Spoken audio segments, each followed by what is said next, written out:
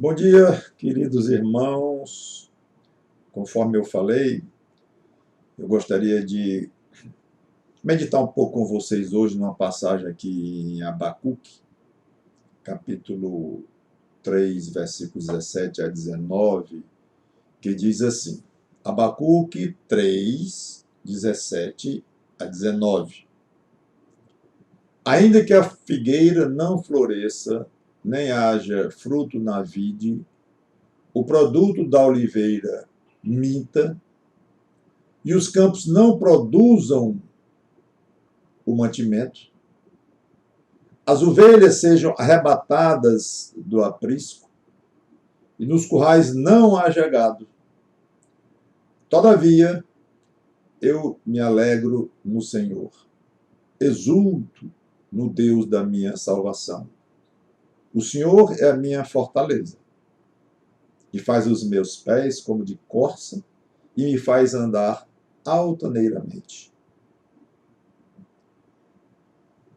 Estamos vivendo uma situação inusitada, drástica, a única em décadas. Perguntei ao meu pai, de 92 anos, se ele se lembrava, e ele tem uma memória fotográfica, como vocês sabem. E ele disse, não me lembro. Nada parecido com isso durante a minha vida. Nós não temos noção ainda de como isso vai terminar, o tamanho do prejuízo, seja prejuízo físico, em termos de sofrimento ou de morte, prejuízo financeiro, econômico, prejuízo psicológico, vindo de um confinamento social radical, que nenhum de nós jamais viu. E quanto ao prejuízo espiritual?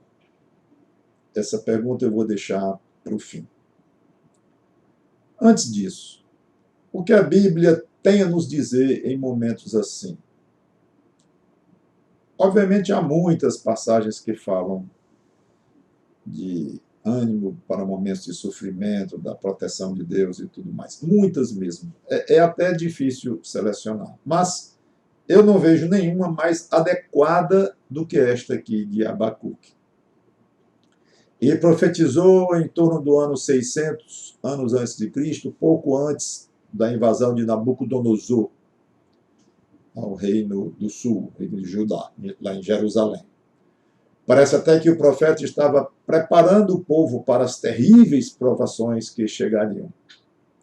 E ele diz, ainda que, e passa a retratar um quadro de total escassez de alimento e mantimento, imaginando 6 situações, 4 relacionadas com a lavoura ou a agricultura, a figueira, a uva, oliveira, campos, que dá a ideia de trigo, ou cevada, ou aveia, ou cereais, e fala de 2 situações relacionadas com a pecuária, quando ele se relaciona a ovelha e a gado. Quando fala em gado também, lembramos de carne, leite, manteiga, queijo e os derivados. As crises são descritas de uma maneira simultâneas. Não é como se uma se sucedesse à outra, mas um quadro gravíssimo e desesperador de falta de abastecimento, pouco mantimento e mesmo falta de comida na mesa. Quando fala em figueira e gado, claro que o profeta se refere a recursos e bens da época. Hoje seria empregos, poupança de cada um, carro, computador, smartphone, estoque na despensa ou mesmo no supermercado da esquina, gasolina para o carro e coisas que nos envolvem no nosso dia a dia. E a crise hoje, de fato, envolve um profundo isolamento pessoal, com a consequência da drástica redução de boa parte dos meios de produção do país, causada pela paralisação generalizada da mão de obra do país. Pelo que me consta, até agora não tem havido desabastecimento grave, a ponto de afetar a alimentação do povo. Mas é óbvio que essa possibilidade terrível deve estar lá atrás da mente de cada um e das preocupações. Uma coisa parece certa, em termos pessoais e sociais, quer nós falemos de grupos, de empresas, de grandes comunidades, de bairros, de cidades, estados e até o próprio país, o prejuízo econômico e financeiro será enorme, embora ainda cedo para mensurar qual a magnitude disto. Eu não entendo quase nada de economia e de contas públicas, mas há pouco eu li que o próprio governo federal anunciou há pouco tempo que o crescimento anual previsto era de 3% e agora está reconhecendo que vai ser praticamente zero. Então, para um país que estava se arrastando pouco a pouco, saindo de uma crise longa e profunda, tudo indica que nós vamos retornar, no mínimo, à estaca zero do início da crise, ou talvez regredir muito mais para trás. Não sei, não sabemos. Voltando, então, para o nosso texto, eu falei da crise imaginada por Abacuque e rapidamente fiz algumas comparações com algumas diferenças e semelhanças com a nossa crise de hoje. Então, vamos ver como é que Abacuque reagiria à crise que ele traçou, teórica, naquele momento, mas que poderia a qualquer momento se tornar realidade, que se tornou no caso dos judeus que foram exilados para a Babilônia, mas ele imaginou uma situação qualquer, que viria, de repente, uma crise muito grande. Ele se imagina ali e disse, como é que eu faria? Qual seria a reação dele? Então vamos ver e ver se aprendemos algumas lições para nós nesses dias tão difíceis que estamos passando. Versículo 18, depois de falar do que poderia acontecer nessa crise terrível, quando ele fala de não tem figueira lá na árvore, não tem uva, ele fala no fruto da vide, não tem azeitona nas oliveiras, não tem, os campos não produzem mantimento, trigo, acabou-se, o aprisco está sem gado nenhum, as ovelhas foram levadas, uma situação terrível. Aí ele diz, no 18, todavia eu me alegro. Alegra, Abacuque. Coitado, ele era um otimista nato, desses exagerados que dizem, sorria, a vida é bela. Não, nada indica que era o caso de Abacuque. Mas é que ele sempre foi mesmo meio inconsequente, meio irresponsável nas coisas, meio voador. Não é isso que dá a entender. Coitado de Abacuque. A crise foi tão grande que ele perdeu o juízo e surtou, falando em alegria, uma época dessa. Não foi isso não. E ele explica. Eu me alegro no Senhor. Uma alegria espiritual que tem como base não o sumiço das oliveiras, não a morte da ovelha, não a dificuldade de pagar o empréstimo que tomou para investir na compra de 3 vaquinhas. Alegrar-se por desgraças assim, pelas perspectivas terríveis na terra, eu concordo que seria de fato uma insanidade. Mas a alegria de Abacuque era baseada na pessoa de Deus. E o que era exatamente que Abacuque via em Deus para se alegrar nessa crise? Ele diz, exulto no Deus da minha salvação. Abacuque não se refere aqui a Deus como criador das uvas, das ovelhas que foram embora, nem mesmo como o criador do universo e aquele que mantém todas as coisas funcionando. Obviamente, Abacuque crê nisso tudo.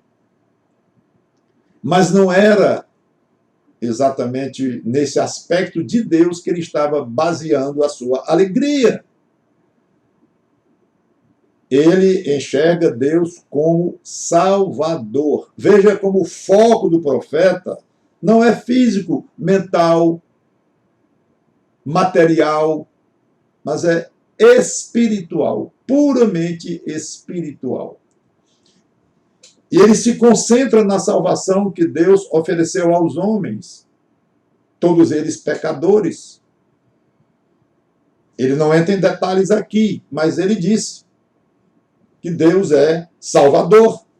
E, de fato, desde que Adão pecou, Deus está oferecendo salvação a todo aquele que queira. Culminou com a vinda de Cristo e continua esse oferecimento, obviamente, até Cristo voltar. E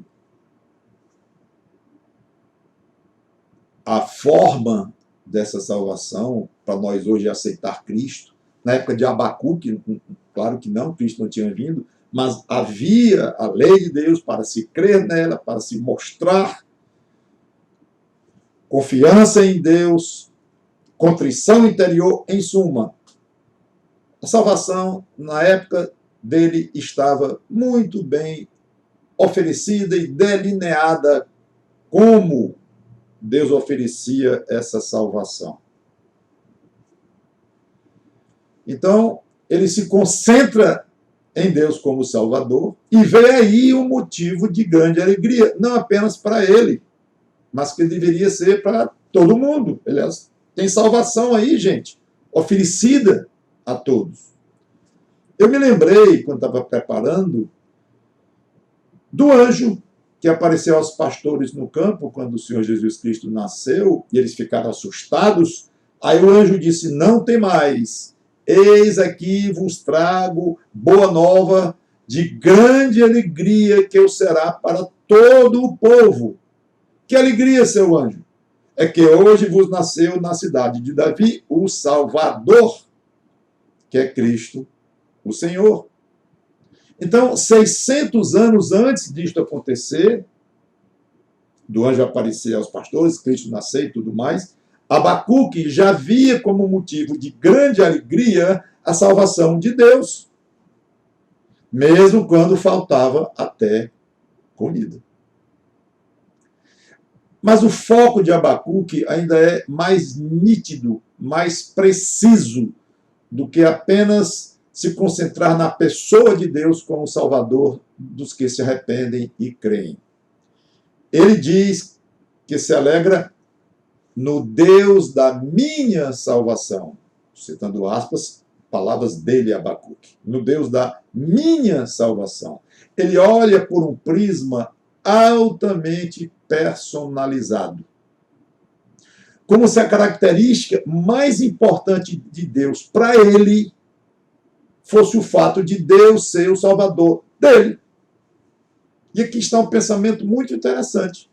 Para mim, a característica mais importante de Deus é que ele é o meu Salvador, no que concerne a mim. Claro que se eu nem existisse, Deus continuaria sendo Deus, Criador de todas as coisas, Salvador dos perdidos, se houvesse perdidos como de fato há, mas em suma, é claro que a existência de Deus, os atributos de Deus, não dependeriam da pessoa de Abacuque. Mas, e o que eu quero dizer é que, do ponto de vista existencial dele, Abacuque, o que era mais importante de Deus era que era o Salvador dele. Aliás, eu entendo quando Abacuque pensa assim, porque eu penso assim, e acho que cada pessoa salva pensa exatamente assim. E, para mim, no que concerne a minha vida, a minha existência, o que há de mais importante de Deus, no que toca a minha alma, é que Deus é o meu Salvador. Claro que nessa alegria de Abacuque estava incluída a confiança que ele tinha em Deus, a paz no seu coração, a certeza de que o céu lhe aguardava. E ele continua, então, no versículo 19, o Senhor Deus é a minha fortaleza. Mas, momento, o alimento foi tirado, o sustento desapareceu. Cadê a fortaleza? Fortaleza não é para proteger? É, de fato. Mas é fundamental sabermos que como é que Deus se propõe a ser a nossa fortaleza. Em outras palavras, como fortaleza, Deus se propõe a proteger o que nosso? Essa é uma grande pergunta, fundamental para entendermos as Escrituras e como é que Deus se relaciona com os crentes. Então, Deus se propõe, como fortaleza, a proteger nossos bens? Muitas vezes, sim, mas nem sempre. Nossa saúde? Muitas vezes, sim, mas nem sempre. Ele se propõe, ele promete, ele se compromete, até eu diria, conosco, a proteger o nosso bem mais valioso, que é a nossa salvação. E juntamente com a salvação, ele protege nossa fé, a nossa confiança nele. Isso ele se propõe a proteger. Nisso ele é a nossa fortaleza em qualquer situação. Tudo que temos, nós sabemos disso, até a vida neste corpo, nós estamos sujeitos a perder. Não apenas pela crise atual ou por outras que podem surgir, não, mas pela própria fragilidade da nossa existência terrena. Mas nós nunca vamos perder a salvação. Nunca vamos perder a proteção, o carinho, o zelo, o amor do Deus da nossa salvação. O valor dessas verdades preciosíssimas deve levar o nosso coração a ter forças, disposição e atitude para qualquer crise. E aí é onde entra Abacuque novamente, quando ele diz, depois de dizer que Deus era a fortaleza dele, se alegrava no Deus da salvação dele, ele diz: e faz os meus pés como os da corça, e me faz andar altaneiramente. Aqui é uma metáfora, claro. E sendo metáfora, está sujeita a algumas variações de interpretação. Para mim, quando ele fala aqui dos pés da corça e o fato de andar altaneiramente, me faz lembrar a habilidade da corça em pisar com cuidado e a delicadeza com que ela pisa. Aí eu penso na sabedoria que devemos ter ao avaliar as coisas. Agora eu estou focalizando nestes dias, na crise. Vale para qualquer época da vida, obviamente, mas focalizando nesses dias. Avaliar as coisas, traçar critérios pessoais, julgar os outros. Em suma, irmãos, irmãs, eu penso na sabedoria em que nós devemos nos comportar numa situação tão desconhecida de todos nós e tão complexa. O que você vai dizer, que vai ser, o que você vai comentar, o que você vai divulgar, o que você vai falar. Pense, tenha cuidado, examine. Lembre-se da corça, pisando aqui, pisando ali, aí para, volta um pouco. Quem já viu, como eu gosto muito de documentários de animais e tudo, é lindo você ver, às vezes, um viadinho, uma corça, botando o pé aqui, aí tira e bota de novo, vai para outro lugar, ainda mais quando é um terreno pedregoso, difícil, muito desnivelado. Quando é um campo aberto, não é nem necessário, mas quando a coisa complica, vai bem devagar. Não tire conclusões apressadas durante esses dias e tenha calma. Tenha calma.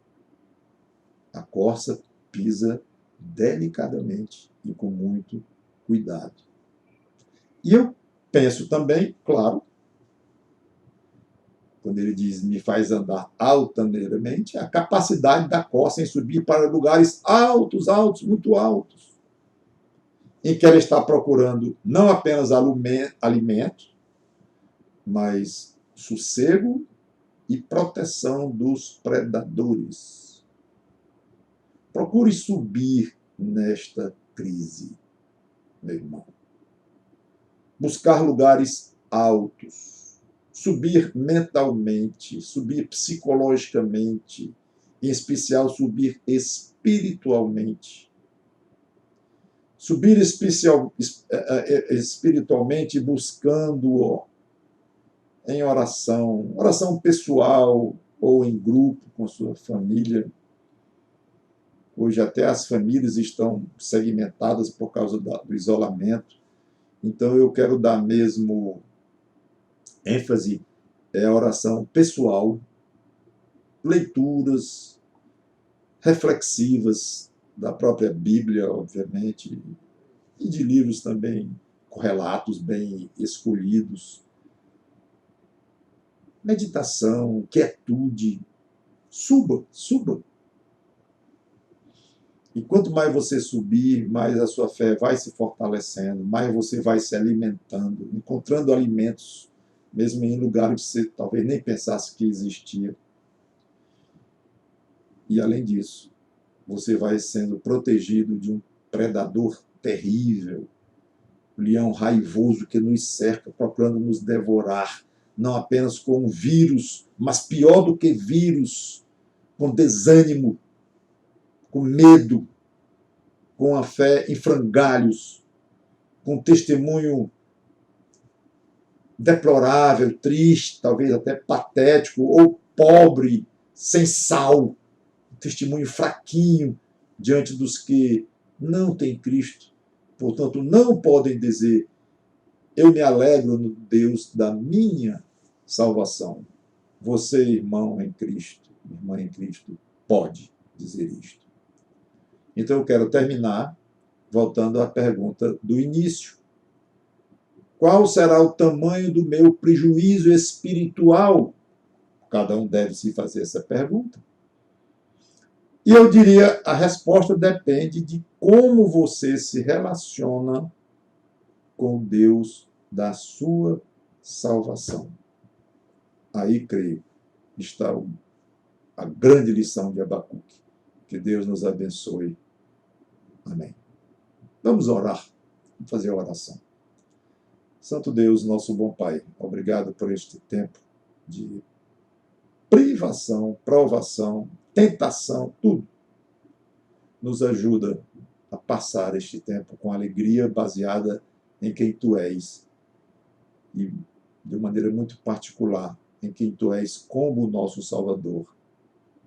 Obrigado por Cristo, que se tornou, que personalizou melhor ainda esta nossa salvação, como Logos de Deus. Obrigado pela oportunidade de crescermos e que o diabo fique menor diante de nós com tudo isto. E o Teu Espírito Santo nos eleve, nos faça andar altaneiramente, rapidamente, agilmente, como que por cima dos problemas, mas com muito cuidado, muito cuidado. Em nome do Senhor Jesus Cristo. Amém.